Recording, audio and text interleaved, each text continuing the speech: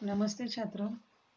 आज हम अगली कविता इस यूनिट का इस इकाई का आखिरी पाठ यानी 11वां पाठ और ये है कविता कृषक गान। कृषक यानी किसान। किसान यानी जो अन्नदाता है उसके स्वभाव, उसके दान की भावना, उसके संतोष की भावना, उसके कर्तव्य का वर्णन इस कविता में हमें मिलता है। यानी किसान हमारे लिए किस तरह मेहनत करता है, किस तरह वह हमारे लिए, पूरे देश के लिए अन्न उगाता है और वह उसका जीवन कैसा है, किसान का जीवन कैसा है, उसके उसके जीवन में आने वाली अनेक परिस्थितियों में वह कैसा रहता है, इसके बारे में कवि ने यहाँ बताने की कोशिश की गई है। तो इसके कवि दिनेश भारद्वाज हैं, जिन्होंने किसान की व्यथा, किसान का संतोष, किसान की परिस्थिति को समाज के सामने लाने की कोशिश की है। तो किसान जो देश के लिए अन्न उगाता है, लेकिन जो सबका पेट भरता है, जो सबके लिए रोटी देता है, उसे की क्या परिस्थिति है वह इस कविता के माध्यम से यहाँ कवि समझाना चाहते हैं। तो इस कविता को पढ़ने से पहले हमें इसका कवि परिचय पढ़ना है। तो परिचय इस तरह है। कवि का जन्म 1943 मुरैना मध्य प्रदेश में हुआ। परिचय: दिनेश भारद्वाज जी की रचनाएं जमीन से जुड़ी रहती हैं। ठीक है।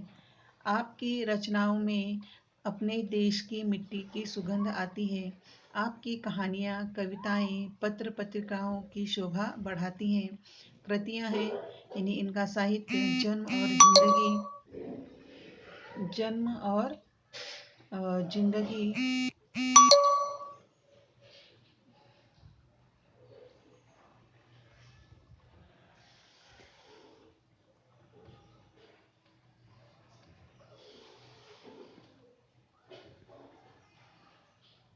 जन्म और जिंदगी, तृष्णा से तृप्ति तक कविता संग्रह है, एकात्म, दोहा संग्रह है आदि। अब इस कविता के माध्यम से कवि हमें क्या संदेश देना चाहते हैं या क्या बताना चाहते हैं। तो प्रस्तुत गीत कृषक के जीवन पर आधारित है। इस कविता की विधा क्या है? गीत। अन्नदाता कृषक की दुर्दशा का वर्णन करते हुए कवि उसका महत्व और सम्मान पुनः स्थापित करना चाहता है। यानी अन्नदाता, अन्न देने वाले किसान की दुर्दशा का वर्णन करते हुए कवि उसी कृषक को, उसी किसान को महत्व और सम्मान मिले, इसके लिए वह प्रयत्नशील है और वह पुनः इसके लिए प्रयत्न करना चाहते हैं। तो ये है हमारा कृषक गान। ठीक है। तो आज इसके मैं 1 2 3 4 5, ठीक है, इसके 5 पद हैं। तो इस कविता का मैं अर्थ आपको बताना चाहती हूँ या समझाना चाहती हूँ। तो हमने इसका परिचय देखा कि इसमें कृषक गान यानी किसान का गीत यानी किसान के जीवन का गीत यहाँ कवि हमें समझाना चाहते हैं। तो पहला पद देखते हैं। हाथ में संतोष की तलवार लिए जो उड़ रहा है, जगत में मधुमास उस पर सदा पतझर रहा है। दीनता अभिमान जिसका आज उस पर कर लुमान, दीनता अभिमान जिसका आज उस पर मान कर लूं, उस कृषक का गान कर लूं। यानी कविता में कवि ये बताना चाहते हैं कि उसके लड़ने का हथियार क्या है, साधन क्या है। उसके लड़ने का साधन है, हथियार है संतोष। कैसी भी परिस्थिति हो, वह परिस्थिति अच्छी हो या बुरी हो, हर परिस्थिति में वह संतोष यानी समाधानी रहता है। बस अच्छी हो या बुरी हो, हर परिस्थिति में समाधान रहता है। लेकिन प्रकृति ने जगत में मधुमास और पतझर, ठीक है, मधुमास और पतझर यानी पत्तों का झड़ने का मौसम। पत्ते का झड़ना यानी पेड़ से जब पत्ते पूरे झड़ जाते हैं तो वह सूखा सा पेड़ लगता है, वह पेड़ उदास लगता है, दुखी लगता है। पेड़ की शोभा किससे होती है? उसके हरे भरे पत्तों से। तो और मधुमास यानी श्रावण का महीना हो सकता है, यानी बरसात का मौसम हो सकता है, या हर मौसम में, ठीक है, यानी जहाँ मिठास होती है, जगत में मधुमास, यानी पूरी दुनिया में मिठास का महीना है। सारी दुनिया में सभी लोग, समाज में रहने वाले, दुनिया में रहने वाले सभी लोग खुश रहते हैं, लेकिन किसान के जीवन में सदा यानी हमेशा पतझड़ का मौसम रहता है। पूरी दुनिया में सब लोग सुखी रहते हैं, आनंदी रहते हैं, ठीक है, लेकिन किसान के यहाँ हमेशा पतझड़ का मौसम रहता है। यानी जिस तरह पेड़ों के पत्ते गिर जाने से पेड़ उदास हो जाता है, वैसे ही वह उदास भरा, उसका उदासीनता ही उसके घर में रहती है। दीनता अभिमान जिसका, आज उस पर मान कर लो, उस कृषक का गान कर लो। दीनता यानी गरीबी ही उसका अभिमान है। दीनता यानी गरीबी, दीन यानी गरीब और दीनता यानी गरीबी, ठीक है। तो अपनी गरीबी का किसान को हमेशा अभिमान रहता है, वह अभिमान से रहता है, गरीब इस परिस्थिति में भी वह अभिमान से रहता है। वह किसी के सामने हाथ नहीं फैलाता है, मेहनत करता रहता है, आधा पेट खाना खाता है, लेकिन वह मेहनत करता है, अभिमान से रहता है। और इसी आज उस पर मान कर लो, कवि कहते हैं कि आज उसी अभिमान पर मैं अभिमान कर लूं। यानी जो किसान सबके लिए अन्न उगाता है, सबके लिए भोजन तैयार करता है, यानी भोजन की सुविधा करता है, ऐसे किसान के घर में गरीबी रहती है, उसका पेट नहीं भरता है। जो अनाज उगाता है उसी का ही पेट, उसी का ही परिवार, उसी के ही परिवार को पेट भर भोजन नहीं मिलता है, फिर भी वह अभिमान के साथ रहता है। तो उसके उस अभिमान पर मैं भी अभिमान कर लूँ, मुझे भी गर्व है भारत देश के किसान पर, उस कृषक का गान कर लूँ। कवि कहते हैं आज मैं उस कृषक के बारे में पूरी जानकारी बताऊं। यानी किसान के जीवन में हमेशा यानी मेहनत करता है, काम करता है, खूब मेहनत करता है, चाहे गर्मी हो, बरसात हो, ठंडी हो, कुछ भी जैसा भी मौसम हो, हर मौसम में वह मेहनत करता है, लेकिन उसी के घर में गरीबी रहती है, उसी के परिवार को गरीबी को सहन करना पड़ता है, फिर भी वह अपनी गरीबी को अपना अभिमान समझता है। और कवि कहता है जो किसान अपनी गरीबी पर अभिमान करता है, मैं उस पर अभिमान करता हूँ, और इसीलिए मैं कृषक के बारे में, कृषक का गीत गाना चाहता हूँ, ठीक है। फिर देखो आगे, चूस कर श्रम रक्त जिसका, चूस कर श्रम रक्त जिसका, जगत में मधुरस बन गया, एक से जिसको बनाई सृजक ने धूप छाया, मनुजता के ध्वज तले आह्वान जिस उसका आज कर लूं, उस कृषक का गान कर लूं। तो कृषक चूस कर श्रम रक्त जिसका, जगत में मधुरस बनाया, यानी किसान खेतों में दिन रात काम करता रहता है, किसान खेतों में दिन रात काम करता है, अपने रक्त का पसीना बहाता है, अपने रक्त का पसीना बहाता है, और संपूर्ण जगत को क्या देता है? संपूर्ण जगत को जीवन का रस देता है।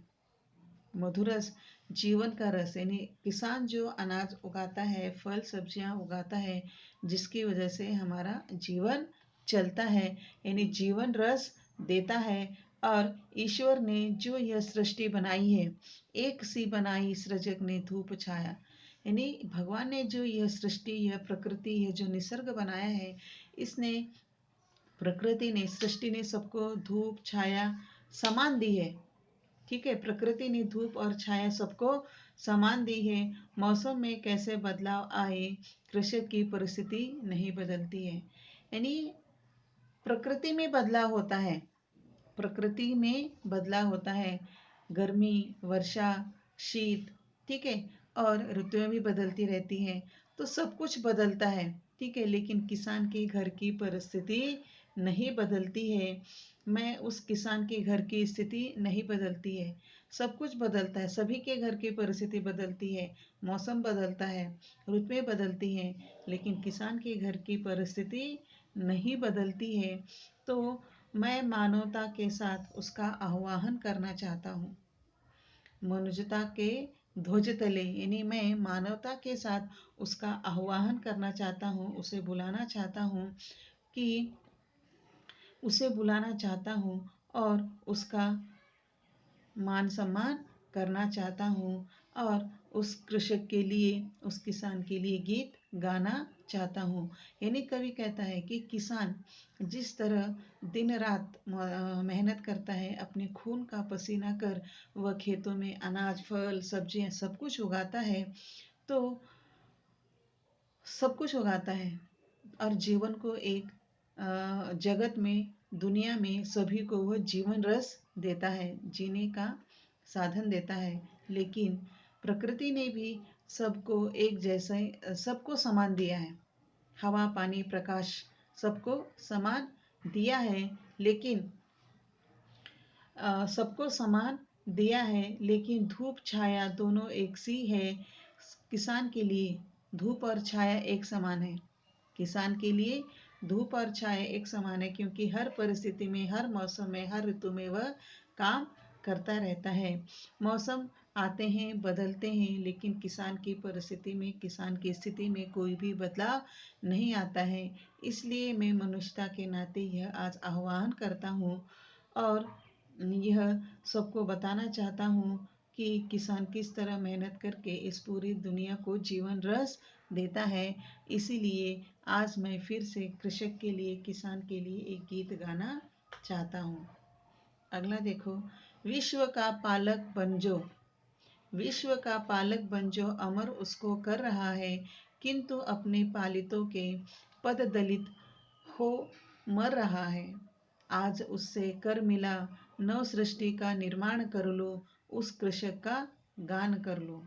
विश्व का जो पालक बना है, ठीक है, पूरी दुनिया का जो पालक बना है, यानी किसान पूरी दुनिया का एक पालक है, अन्नदाता है, जिसकी वजह से पूरी दुनिया आज चल रही है या जीवित है। जीवन रस, किसान ही एक इस दुनिया को जीवन रस देता है। तो जीवन रस देने वाले, जीवन देने वाले को, जीवन दान देने वाला यानी पालक, उसको अमर कर रहा है।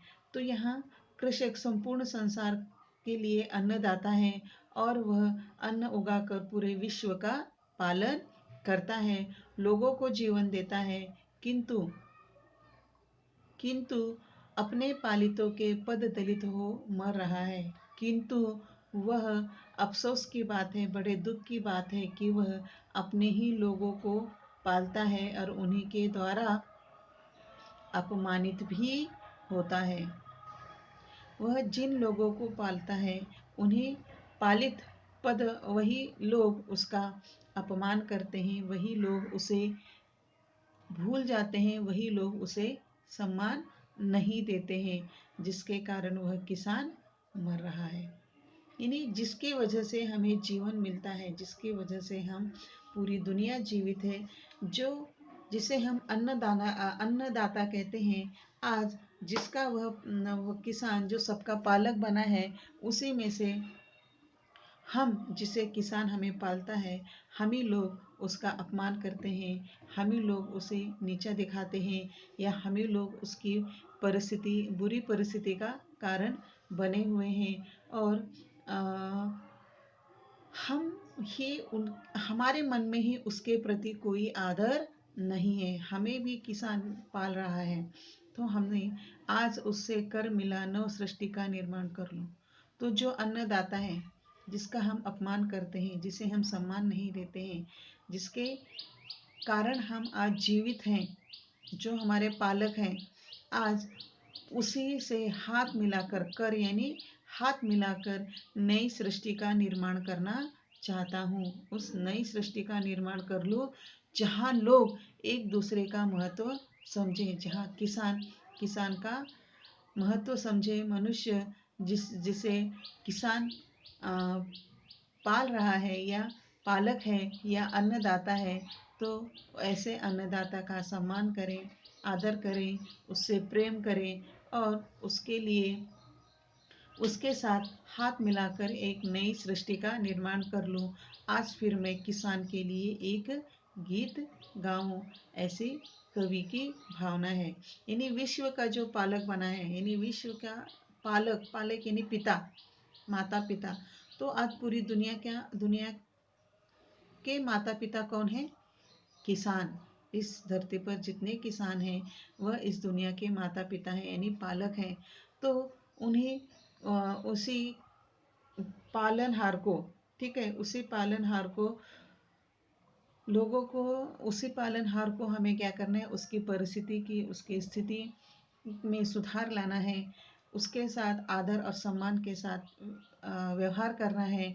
और उसकी, यदि हम उसके साथ आदर और सम्मान का व्यवहार करें तो उसकी स्थिति में अवश्य बदलाव आएगा। हमारे मन में उसके प्रति आदर की भावना होनी चाहिए। इसीलिए कवि कहते हैं कि जो हमारा पालन करता है उसी का यदि हम अपमान करें तो फिर हमारे जीवन का कोई भी अर्थ नहीं है। तो आज हमें उसी किसान से हाथ मिलाकर एक नई सृष्टि का निर्माण करना है और उसी के लिए गीत गाना है।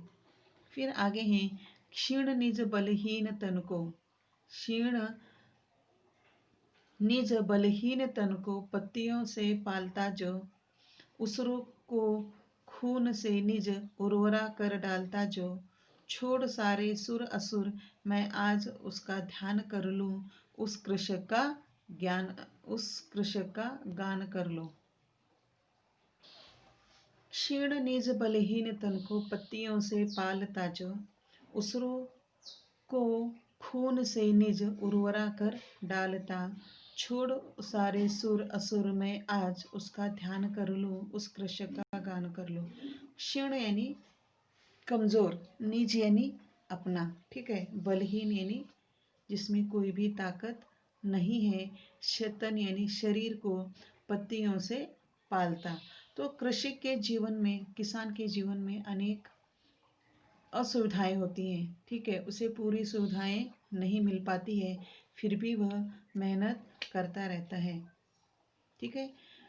तो उसे बेसिक सुविधाएं भी नहीं मिल पाती है। बेसिक सुविधाएं यानी मूलभूत सुविधाएं यानी रोटी, कपड़ा और मकान, ये भी मूलभूत सुविधाएं कभी कभी नहीं मिलती हैं। तो वह अपने दुर्बल और क्षीण यानी कमजोर शरीर को पत्तियों से ढकने के लिए पर्याप्त कपड़े भी नहीं होते हैं। किसान के पास अपने कमजोर निज यानी अपने कमजोर शरीर को, बलहीन यानी ताकतहीन शरीर को भी ढकने के लिए कपड़े नहीं होते हैं, फिर भी वह पत्तों से अपना तन ढांकने को मजबूर है। वह अपने शरीर को पत्तों से ढांकने के लिए मजबूर है। यानी जो दूसरों को अन्न देता है, अन्नदाता कहलाने वाला, दूसरों को अन्न देने वाला, अन्न से जो ताकत मिलती है, वही जो किसान अन्न उगाता है, उसी के शरीर में ताकत नहीं है, वह कमजोर है। ऐसे कमजोर शरीर को ढकने के लिए उसके पास पर्याप्त कपड़े भी नहीं है, फिर भी वह अपने शरीर को, कमजोर शरीर को, बलहीन शरीर को, जिसमें कोई ताकत नहीं है, ऐसे शरीर को वो पत्तियों से ढकने का प्रयत्न करता है। उसरो को खून से नीच उर्वरा कर डालता। उसरो यानी जिस भूमि पर कुछ भी उगाया नहीं जा सकता, अनउपजाऊ, ठीक है, यानी बंजर जिसे कहते हैं। और उर्वरा यानी जो उपजाऊ होती है, जिसपे सभी फल, सब्जियां, अनाज उगाई जा सकती है, ऐसे उपजाऊ जमीन कहते हैं। और अनउपजाऊ, दोनों एक दूसरे के विरुद्धार्थी शब्द हैं, उसरो और उर्वरा।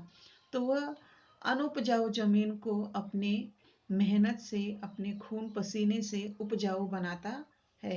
यानी किसान में उतनी ताकत, शरीर से वह कमजोर है, फिर भी वह इतनी मेहनत करता है, अपने खून का पसीना बहाकर वह बंजर भूमि को, अनुपजाऊ भूमि को भी उपजाऊ बना डालता है। तो इसलिए कवि कहते हैं कि छोड़ सारे असुर असुर मैं आज उसका ध्यान कर लूं। कवि यहाँ ये कहना चाहते हैं कि हमारे जीवन में जो देव, देवता या दानव है, उन सबको मैं अपने मन से, अपने मन मंदिर से बाहर निकालकर उस जगह में किसान को रखूं, यानी किसान की पूजा करूं, जिसकी वजह से आज हम जीवित हैं। जो हमारे पालक हैं, जो हमारा पालनहार है, उसी को मैं अपने उस पूजनीय स्थान पर बिठाना चाहता हूँ। तो देव देवता, ठीक है, देव दानों की बातों को छोड़कर, सूर्य यानी देव, असुर यानी राक्षस, तो भगवान देवता और राक्षस की जगह इनको छोड़कर, इन्हें अच्छे या बुरा ये छोड़कर, हमें सिर्फ, मैं अपने दिल में, मैं अपने पूजा के स्थान पर, पूजनीय स्थान पर किसान को पूजना चाहता हूँ। और आज मैं उसका ध्यान कर लूँ, यानी मैं उसकी पूजा करना चाहता हूँ। मुझे भगवान और दानों में नहीं पड़ना है। मुझे इन सबको छोड़कर अपने पूजा के स्थान पर किसान का रखना चाहता हूँ और उसी का ध्यान करना चाहता हूँ, क्योंकि वही मेरे लिए पूजनीय है, क्योंकि वे मेरे पालनहार है। और इसीलिए मेरा मन कहता है कि मैं आज किसान के लिए गीत गाऊं। यंत्रवत जीवित बना है मांगते, यंत्रवत जीवित बना है मांगते अधिकार सारे, रो रही है पीड़ित मनुजता, आज अपनी जीत हारे, जोड़ कर कनकन उसी के, नीड़ का निर्माण कर लूं, उस कृषक का गान कर लूं।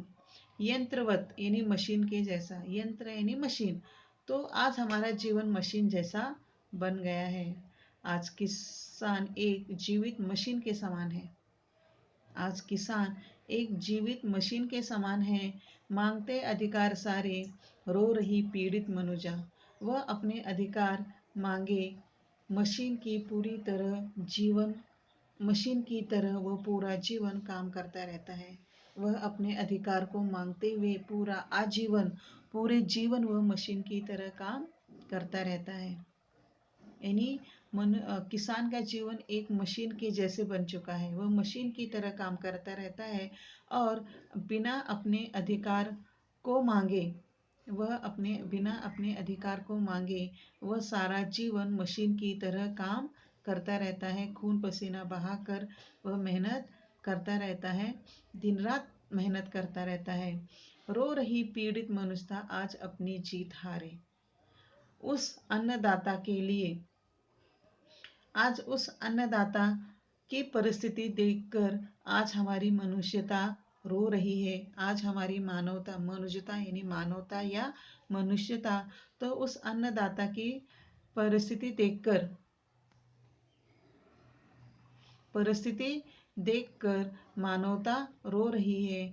मैं उस कण कण को जोड़कर, मैं उस कण कण को जोड़कर उसके लिए एक घोंसला, एक घोंसले का, एक घर का निर्माण करना चाहता हूँ। कवि ये चाहते हैं कि ये जो किसान है मशीन की तरह काम करता रहता है और आजीवन अपने अधिकार को न मांगते हुए वह मशीन की तरह काम करता रहता है। अपनी हार और जीत के बारे में वह कभी नहीं सोचता है। तो यहाँ हमारी मनुष्यता हार गई है। आज उस किसान की परिस्थिति देखकर मेरी मनुष्यता, मेरी मानवता रो रही है, हार रही है।